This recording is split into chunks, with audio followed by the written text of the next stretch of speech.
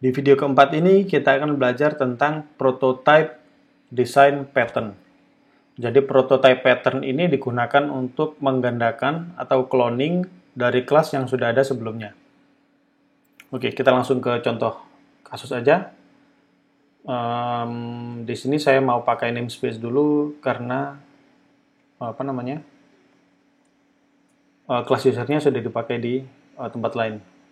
Di sini kita pakai prototype pattern begini. Kita copy aja dari sini. Contohnya.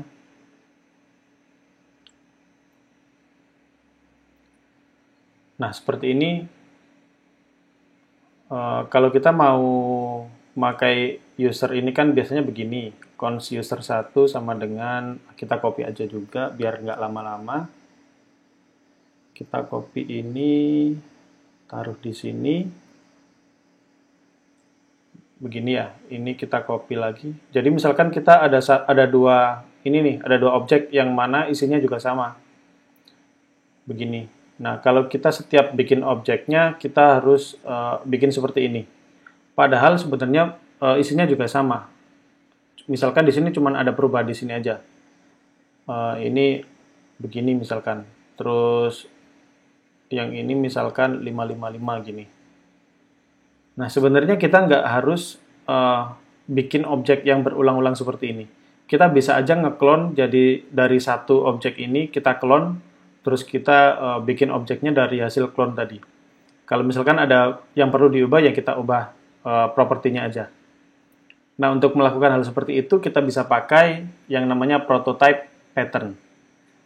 Jadi untuk bikin prototype pattern sederhana, jadi kita hanya gini aja, bikin satu method di sini yang namanya clone, begini. Ini kembaliannya adalah this. Jadi kembalian dari clone ini nanti sebuah objek dari user ini.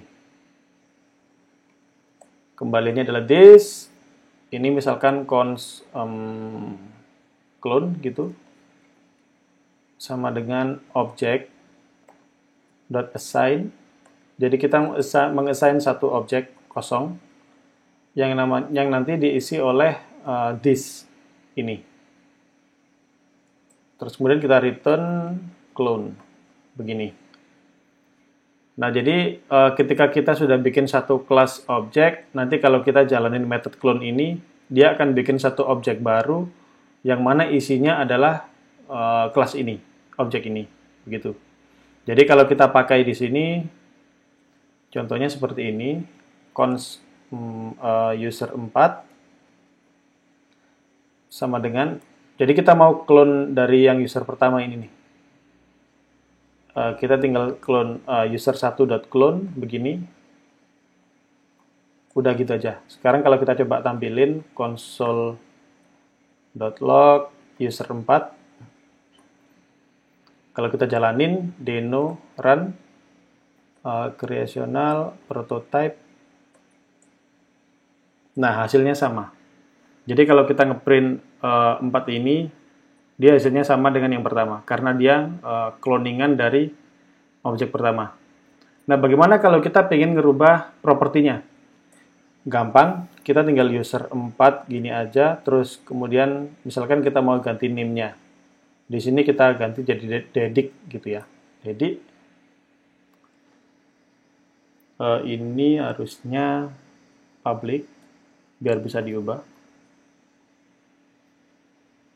Nah, sekarang usernya dedic. Kalau kita simpan, kita jalanin lagi, harusnya nanti berubah. Nah, ini berubah. Name-nya dedic, username-nya Nusendra. Jadi dengan begini kita bisa lebih simple aja. Kalau misalkan kita di sini, karena ini sama ya kasusnya. Ini tinggal gini aja. Nah, gini aja. Yang ini juga user1.clone. Terus nanti tinggal ganti-ganti aja, user3. Misalkan name-nya tadi siapa, gitu.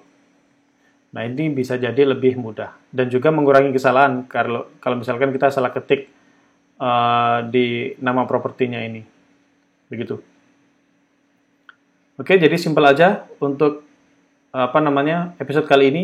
Semoga bermanfaat buat teman-teman semua. Kita lanjut ke video berikutnya. Terima kasih.